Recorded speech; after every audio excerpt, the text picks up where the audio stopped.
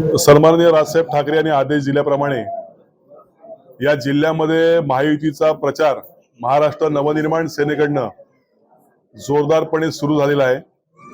प्रत्येक तालुक्यामध्ये भारतीय जनता पार्टी महायुतीचे सर्व पदाधिकारी आणि महाराष्ट्र नवनिर्माण सेनेचे सगळे पदाधिकारी यांच्या एकत्रित बैठका होऊन त्याचं नियोजन करून प्रत्येक मतदारापर्यंत पोहोचण्याचा प्रयत्न हा प्रत्येक महाराष्ट्र सैनिकाचा या ठिकाणी राहिलेला आहे। येणाऱ्या 15 दिवसामध्ये अधिकचं मतदान सन्माननीय उमेदवार नारायणरावजी राणे यांच्या कमळ चिन्हावरती कसं पडेल यासाठी महाराष्ट्र सैनिक या ठिकाणी कसोशीने प्रयत्न करेल। तसा महाराष्ट्र सैनिक हा चळवळीतला कार्यकर्ता राहिलेला आहे। अनेक निवडणुका त्यांनी संघर्ष करून जिंकलेल्या आहेत।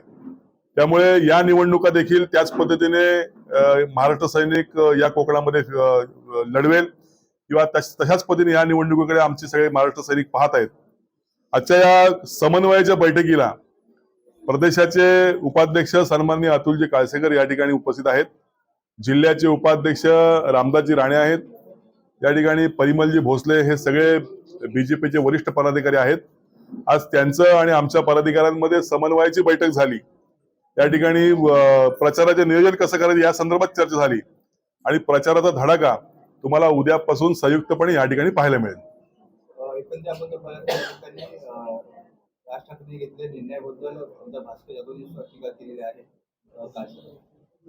बघा, भास्कर जाधव यांनी जी टीका केली होती त्यांना आमच्या अविनाश जाधव यांनी सडेतोड उत्तर दिलेलं आहे आणि माझा महाराष्ट्र सैनिक त्यांना उत्तर देण्यासाठी समर्थ आहे। आज आमच्या समोर सन्माननीय मोदी साहेब यांचा 400 पारचा जो नारा आहे, देशासाठी एक आश्वासक नेतृत्व, राष्ट्र उभारणीसाठी असलेलं नेतृत्व हे देशाला आवश्यक असल्या कारणाने आम्ही त्यांच्या विजयाकडे आम्ही जास्त चांगल्या किंवा व्यवस्थित नजरेने पाहत आहोत।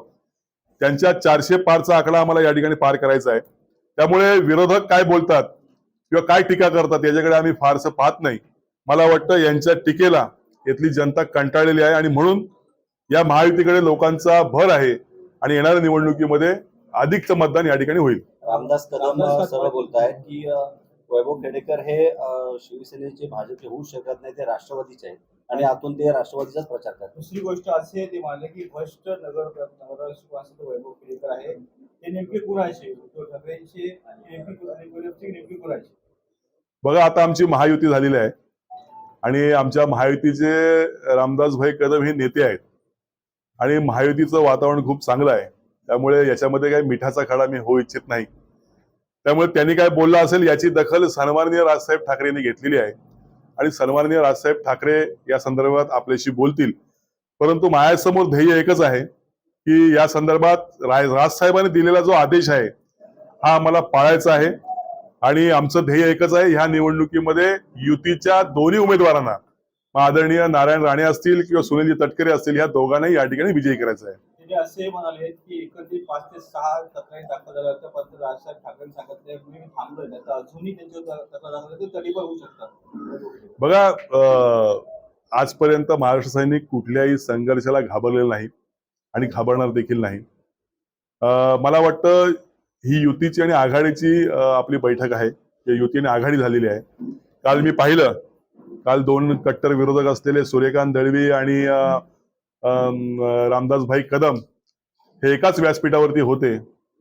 आता युती असल्यामुळे कालांतराने या सगळ्या गोष्टी आपल्याला पाहायला मिळतील। त्यामुळे ते वरिष्ठ नेते आहेत, ज्येष्ठ नेते आहेत, त्यांनी काय बोललं असेल तर त्याच्याकडे मी दुर्लक्ष या ठिकाणी करतो। शेवटचा प्रश्न, तुम्ही आता म्हणला की सूर्यकांत दळवी आणि ते एकत्र आले, तर तुम्ही सुद्धा माहितीचे मंचावरती एकत्र येणार? बघा, राजसाहेब ठाकरे यांचा आदेश आहे आणि पक्षासाठी कोरड्या विहिरीमध्ये उडी मारायची माझी तयारी आहे।